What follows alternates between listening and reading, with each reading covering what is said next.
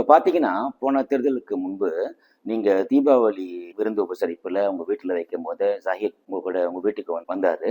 வந்து சில விஷயங்களை பேசியிருந்தீங்க.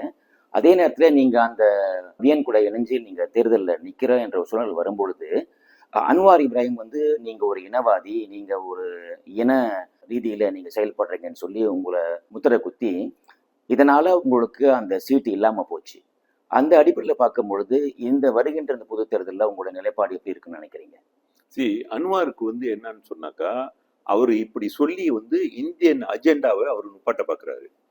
நீங்க ஆரம்பத்துல இருந்து பாத்தீங்கன்னாக்கா, 2007 இருந்து இந்தியன் அஜெண்டாவை சரியான முறையில கொண்டு போய் கொள்கை ரீதியிலையும் சரி, என்னென்ன அந்த பிரச்சனைக்கு என்னென்ன சொல்யூஷன் கொடுக்கணும், மற்றும் அதுக்கு உள்ள தேவைப்பட்ட அந்த அந்த ஃபண்டிங் எவ்வளவு இருக்கும்னு சொல்லி எல்லாமே குவான்டிஃபை பண்ணி அரசாங்கத்துக்கிட்ட ஒரு சாலிட்டான ஒரு ப்ரோக்ராம், ஒரு சாலிட்டான பிளான் கொடுத்தது இன்ட்ராஃப் தான்.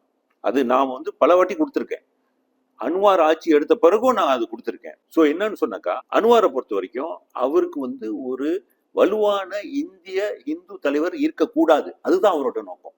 ஸோ அதை நுப்பாட்டுறதுக்கு அவர் என்ன செய்யறாருன்னா, மற்ற கட்சி கூட அவர் பயம் கட்டுறாரு. இப்ப போன தேர்தலில் 2022 ஒரு பயத்தை காட்டி அவர் ஒரு இந்து ஃபெனட்டிக்கு அவரு கூட ஜாயிட் போயிட்டு அவர் வீட்டுக்கு தீபாவளி உபசரிப்பு போறாரு அப்படின்னு சொல்லி ஒரு பயத்தை உருவாக்கிட்டாரு. அதனால அவங்க பயத்தை பயந்துட்டாங்க. இப்ப வரக்கூடிய தேர்தலையும் அவர் செய்யறதுக்கு வாய்ப்பு உண்டு. பாஸ் கிட்ட சொல்ல, பாரு நீ ஒரு இந்து ஃபெனட்டிக், நீ ஒரு இஸ்லாம் கட்சி, நீ ஒரு இந்து ஃபெனட்டிக் எடுத்துக்கிட்டேன்னு சொல்றதுக்கு அதிகமான வாய்ப்பு உண்டு. ஸோ இதுல இருந்து நம்ம இந்தியர்கள் என்ன செய்யணும்னா, நம்ம அவருடைய அஜெண்டாவை புரிஞ்சுக்கணும். அன்வாரை பொறுத்த வரைக்கும் ஒரு நல்ல இந்திய தலைவர் வரக்கூடாது. ஏன்னா ஒரு நல்ல இந்திய தலைவர் வந்தா இந்திய சமுதாயத்தோட பிரச்சனைக்குள்ள தீர்வை கொடுத்து அதுக்கு இம்ப்ளிமெண்டேஷன் போவாங்க. அதை நம்ம நுப்பாட்டோங்கிற எண்ணத்துல உள்ளவர் தான் அன்வார். ஆனா இதே அன்வார் 2007 இந்திரா பேரணிக்கு பிறகு நம்ம அவருக்கு ஆதரவு கொடுக்கும் போது சப்போர்ட்லாம் அவர்கிட்ட போகும்போது எல்லாம் ஓகே. அப்பயும் நம்ம இந்து பிரச்சனையும் இந்திய பிரச்சனையும் தானே பேசிக்கிட்டு இருந்தோம். ஆனா இந்திய ஓட்டை கொண்டு அவர்கிட்ட கொடுக்கும் பொழுது அவருக்கு ஓகே.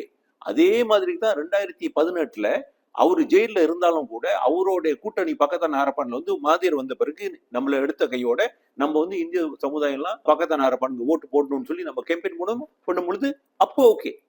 சோ அவருக்கு சாதகமா இருக்கும் பொழுது அவருக்கு ஓகே. சோ என்னைக்கு அவருக்கு சாதகமா இல்லையோ அந்த கூட்டணி கிட்ட அவர் என்ன சொல்லுவாருன்னா, இவங்கலாம் ஃபெனட்டிக் இந்து, இவங்க இஸ்லாமுக்கு எதிரி அப்படின்னு சொல்லி அவங்கள நம்மள எடுக்க விடாம அவர் ஆக்க பார்க்கிறாரு.